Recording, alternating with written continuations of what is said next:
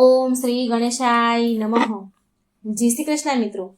આજે આપણે એકાદશી ક્યારે છે, આનું મહત્વ શું છે, આ એકાદશી કરવાનું ફળ શું મળે છે, કેવી રીતે એકાદશી કરવી, કેવી રીતે પાલન કરવું, એ બધું જ આપણે આ નાના એવા વિડીયોમાં સાંભળીશું.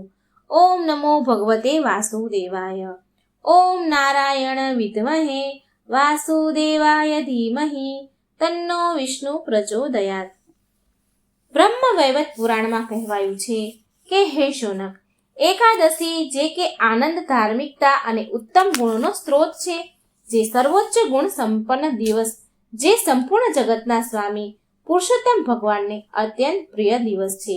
જે પણ આ દિવસે વ્રતનો સંકલ્પ લે છે એ આ ભૌતિક જગતથી પૂર્ણ રીતે મુક્ત થવાનો અધિકારી બની જાય છે. એકાદશી વ્રતનો મહિમા એટલો છે કે એની ગણના કરવી મુશ્કેલ છે, જેનું નિયમપૂર્વક પાલન કરવાથી અન્ય બધા જ વ્રત અને ઉપવાસનું ફળ એની જાતે જ મળી જાય છે.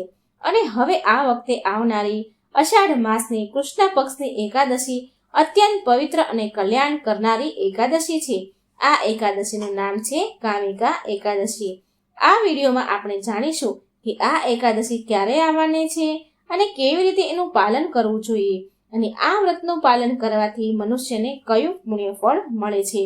તો ચાલો આપણે જાણીએ વિશેષ કામિકા એકાદશીનો વિડીયો. પ્રત્યેક વર્ષે અષાઢ માસના કૃષ્ણ પક્ષમાં આવે છે કામિકા એકાદશી. જે પણ મનુષ્ય આ વ્રતનું પાલન કરે છે એને હિમાલયમાં કેદારનાથ, વનસાગર સહિત સંપૂર્ણ પૃથ્વીના દાનથી પણ વધારે ફળ પ્રાપ્ત થાય છે. આ વ્રતના પાલનથી મળનારું ફળ વાછરડા સહિત, ચારા સહિત અને દૂધથી ભરેલી ગાયના દાન આપવામાં આવે એટલું પુણ્ય ફળ છે.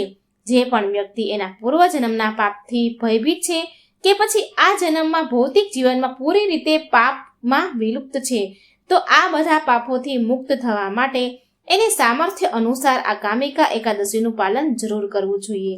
અને આવી જ પુણ્ય પ્રદાન કરનારી કામિકા એકાદશી આવી રહી છે 31 જુલાઈ 2024 બુધવારના દિવસે. આ દિવસે બ્રહ્મ મુહૂર્તનો સમય છે પ્રાતઃ 4:27 અને સૂર્યોદયનો સમય છે સવારે 5:43 એકાદશી તિથિ આરંભ થઈ રહી છે 30 જુલાઈ 2024 મંગળવારના દિવસે સાંજના 4:44 અને પૂરી થશે 31 જુલાઈ 2024ના દિવસે બપોરે 3:55.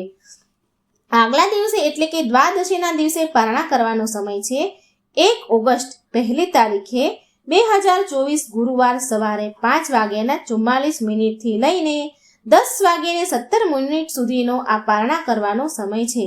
આ સમય વચ્ચે મિત્રો પારણા જરૂર કરી લેવા જોઈએ, જેથી એકાદશીનું પૂરું પુણ્ય ફળ મળે છે. આ વખતે કામિકા એકાદશીની તિથિ ભલે પ્રારંભ થાય 30 જુલાઈ મંગળવારે સાંજે 4:44, પણ આ એકાદશીની તિથિ સૂર્યોદય પછી સાંજના સમયે શરૂ થાય છે. માટે આપણે સહુ ઉદયા તિથિ પ્રમાણે એકાદશીનું પાલન 31 જુલાઈએ કરવાનું રહેશે, કારણ કે એકાદશીનું પાલન સૂર્યોદયની તિથિ અનુસાર કરવામાં આવે છે. આ વખતે એકાદશીના દિવસે અત્યંત શુભ રોહિણી નક્ષત્રનો સંયોગ થઈ રહ્યો છે.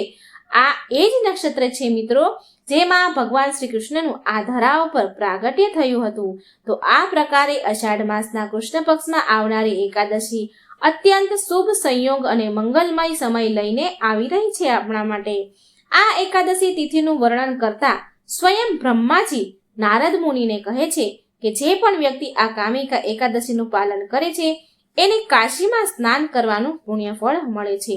જો કોઈ વ્યક્તિ કામિકા એકાદશીના દિવસે ભગવાન શ્રી હરિને 1 તુલસી પત્ર અર્પણ કરે તો એને 200 ગ્રામ સુવર્ણ અને 800 ગ્રામ ચાંદી દાન કરવાનું પુણ્ય ફળ મળે છે.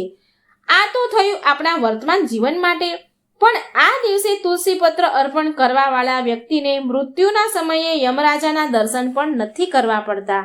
અને આ એકાદશીના દિવસે કોઈ વ્યક્તિ ભગવાન વિષ્ણુને ઘીનો દીવો અર્પણ કરે છે તો એના બધા જ પૂર્વજ ઉચ્ચ લોકમાં જઈને દિવ્ય અમૃતનું પાન કરે છે. જો તમે ચાતુર્માસનું પાલન કરી રહ્યા છો તો આ એકાદશી તમારા માટે વિશેષ મહત્વપૂર્ણ છે. સંપૂર્ણ ચાતુર્માસનું પાલન નથી કરી રહ્યા તો કમસે કમ ચાતુર્માસમાં આવવાવાળી એકાદશીનું તો નિયમપૂર્વક પાલન જરૂર ને જરૂર કરવું જોઈએ, જેથી તમે તમારા ભક્તિમય જીવનમાં પણ પ્રગતિ કરશો અને ભગવાન શ્રી કૃષ્ણની વિશેષ કૃપા પણ તમે મેળવશો. હવે જુઓ, ચાતુર્માસની આ વિશેષ એકાદશી છે, માટે આનું પાલન પણ વિશેષ જ હશે. તો ચાલો જાણીએ આ કામિકા એકાદશીનું પાલન કરવાની વિધિ શું છે. જે પણ વ્યક્તિ એકાદશી વ્રતનું પાલન કરે છે એને દશમીના દિવસથી જ એનું શરીર, મન અને ચેતનાને આ વ્રત માટે તૈયાર કરવું જોઈએ. દશમીના દિવસથી બ્રહ્મચર્યનું પાલન કરવું, રાત્રે જલ્દી સૂઈ જવું અને એકાદશીના દિવસે સવારે જલ્દી ઉઠવું, બ્રહ્મ મુહૂર્તમાં ઉઠવું અને સ્નાન વગેરેથી નિત્યકર્મ કરી સ્વચ્છ થવું. પછી આપણા ઘરમાં, મંદિરમાં પૂજા સાંજે તેને સાફ કરવું. પછી ભગવાનની મંગળ આરતી કરવી. જો તમારા માટે આ સંભવ નથી તો તમે નજીકના મંદિરે જઈને મંગળ આરતીના દર્શન કરી શકો છો, અને એ પણ શક્ય નથી તો ઓનલાઈન મંગળ આરતીના દર્શન કરી શકો છો. ત્યાર પછી ભગવાન સામે જઈને હાથમાં ગંગાજળ લેવું અને એકાદશીનો સંકલ્પ કરતા આ મંત્રનો ઉચ્ચાર કરવો. એકાદશી યામ નિરાહારમ સ્થિત્વા અહમ પરે હનિ મોક્ષયામિ પુંડરીકાક્ષ શરણમ મે ભવાચ્યુતમ. જો મિત્રો આ મંત્ર ન આવડે તો સીધી રીતે આપણે સાદી ભાષામાં બોલીશું કે હે કમળ નયન, કમળ સમાન નેત્ર વાળા ભગવાન અચ્યુત, હું સંકલ્પ લઉં છું કે હું સંપૂર્ણ અન્નનો ત્યાગ કરીને હું આ એકાદશી વ્રતનું પાલન કરીશ. કૃપા કરી તમે મને તમારા શરણ પ્રદાન કરો.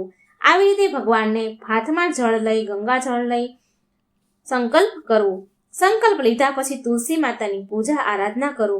તુલસી દેવી વાસ્તવમાં આપણને ભગવાન શ્રી કૃષ્ણની પાસે લઈને જાય છે, કેમ કે એ ભગવાનના સ્વયં શુદ્ધ ભક્ત છે તુલસી દેવી. માટે તુલસી દેવીને જળ અર્પણ કરવું, દીવો કરવો અને 4 વાર પ્રદક્ષિણા કરવી. ત્યાર પછી તુલસીમાં સામે બેસીને પવિત્ર હરિનામ મંત્રના જાપ કરવા. હરે કૃષ્ણ કૃષ્ણ કૃષ્ણ હરે હરે, હરે રામ રામ રામ હરે હરે. આ મહામંત્રનો ધ્યાનપૂર્વક, શ્રદ્ધાપૂર્વક મંત્ર જાપ કરો. એકાદશીના દિવસે વધારે ને વધારે મંત્ર જાપ કરવાનું વિશેષ મહિમા છે. આખો દિવસ ઉપવાસ કરવો. તમારી શારીરિક ક્ષમતા અનુસાર એકાદશી વ્રત રાખો. નિર્જળા રાખો અથવા પાણી પીને રાખો કે ફળ દૂધ સાથે રાખો કે પછી એકાદશી ફરાળ સાથે વ્રતનું પાલન કરો. જેવી તમારી શારીરિક ક્ષમતા છે એ પ્રમાણે વ્રતનું પાલન કરો.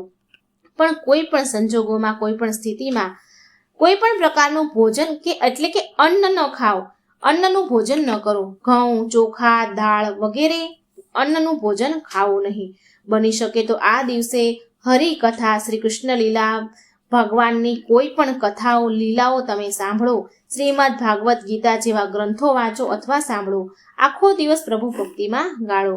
પછી બીજા દિવસે, દ્વાદશીના દિવસે નિર્ધારિત સમયે નિયમોનું પાલન કરી અને વ્રતના પારણા કરવા.